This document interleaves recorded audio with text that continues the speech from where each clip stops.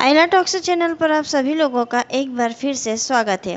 मित्रों, आज हम बात करेंगे एमपीपीएससी की उम्मीदवारों के लिए एक महत्वपूर्ण अपडेट आया है। जो पुनरीक्षित चयन सूची के विषय में मैंने वीडियो अपलोड करा था, वो चयन की सूची जो है वो जारी हो गई है। उसमें क्या अपडेट आई है, कुछ चेंज हुआ है या नहीं हुआ है, उसी के विषय में मैं आज आपको बताने वाली हूँ। वीडियो को देखने से पहले चैनल को सब्सक्राइब और लेटेस्ट अपडेट के लिए बेल आइकन को क्लिक कर दीजिए। मध्य प्रदेश एमपीपीएससी के उम्मीदवारों के लिए ये एक बड़ी खबर है। मध्य प्रदेश लोक सेवा आयोग द्वारा असिस्टेंट प्रोफेसर 2017 के संबंध में विज्ञप्ति जारी की गई है, जिसमें सब्जेक्ट रिवाइज सिलेक्शन लिस्ट को जारी किया गया है। मध्य प्रदेश लोक सेवा आयोग द्वारा 27 मई को जारी लिस्ट के मुताबिक उच्च न्यायालय जबलपुर द्वारा 29 अप्रैल और 1 सितंबर 2021 को दिए गए आदेश के मामले में नियम पालन किया गया है। आदेश का परिपालन करते हुए सहायक प्राध्यापक यानी असिस्टेंट प्रोफेसर की जो ऑनलाइन परीक्षा 2017 में आयोजित की गई थी, वर्ष 2019 तालिका में उल्लेखित 4 विषय के पुनरीक्षित चयन परिणाम की घोषणा की गई है। जो विकलांग कोटे की पुनरीक्षित सूची का जो हम लोग इंतज़ार कर रहे थे, उन सूची में केवल उन्होंने 4 विषय की सूचियों को जारी किया है, उनके परिणामों की घोषणा की है।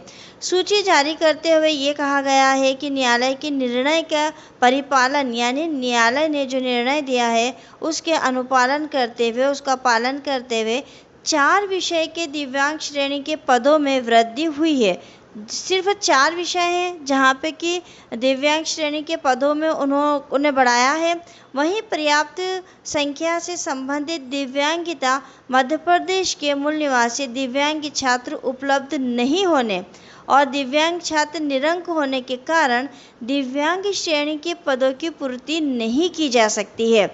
यानी सीधा सा उन्होंने कहा है कि 4 ऐसे विषय हैं जिनके ऊपर सीट जो है वो दिव्यांग पदों की हमने बढ़ाई है, लेकिन मध्य प्रदेश का कोई भी दिव्यांग छात्र उपलब्ध नहीं है और दिव्यांग छात्र जो है वो निरंक है। इस कारण से दिव्यांग श्रेणी की जो पद हैं उनकी पूर्ति नहीं हो पा रही है।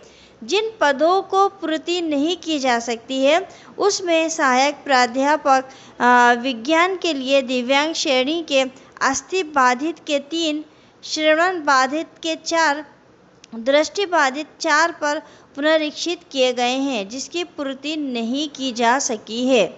जारी आदेश में ये भी कहा गया है कि उच्च न्यायालय जबलपुर द्वारा 29 अप्रैल 2020 और 1 सितंबर 2021 के उच्च शिक्षा विभाग के ईमेल पर 5 मई 2022 के साथ संलग्न पत्र तैयार किया गया है, जिसमें माननीय उच्च न्यायालय जबलपुर में पारित निर्णय जो 1 सितंबर 2021 में दिव्यांगजनों के पदों की संख्या को पुनरीक्षित करके उसे 384 किया गया है।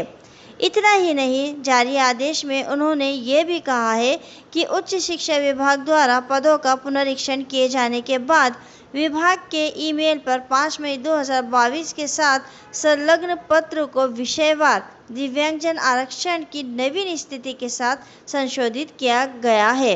यानी उन्होंने कहा है कि जो न्यायालय का आदेश आया था उस आदेश के अनुपालन करते हुए हमने दिव्यांगजनों की जो सूची है वो फिर से जारी की है। 4 विषय हैं जिनमें दिव्यांग लोगों की संख्या को हमने बढ़ाया है, लेकिन हमको वो दिव्यांग नहीं मिल रहे हैं। वहीं जो असिस्टेंट प्रोफेसर सैन्य विभाग के लिए दिव्यांग श्रेणी के अंतर्गत अस्थि बाधित दिव्यांग के 1 पद पुनरीक्षित किया गया है। वहीं सहायक प्राध्यापक भूभर्ग शास्त्र के लिए दिव्यांग के अस्थि बाधित 1, श्रवण बाधित 1 और दृष्टि बाधित 1 पद पुनरीक्षित किए गए हैं, जिसके पदों पर जो पूरे लक्षित पदों की पूर्ति नहीं की जा सकी है। वहीं सहायक प्राध्यापक सांख्यिकी के लिए भी दिव्यांग हेतु 1 पद पुनरीक्षित किया गया है, जिसकी पूर्ति नहीं हो सकी है। सर्वोच्च न्यायालय द्वारा महिलाओं के संबंध में पारित निर्णय के परिप्रेक्ष्य पर विषयों का पुनरीक्षण कर लिया गया है, जिसमें कोई परिवर्तन नहीं किया गया है।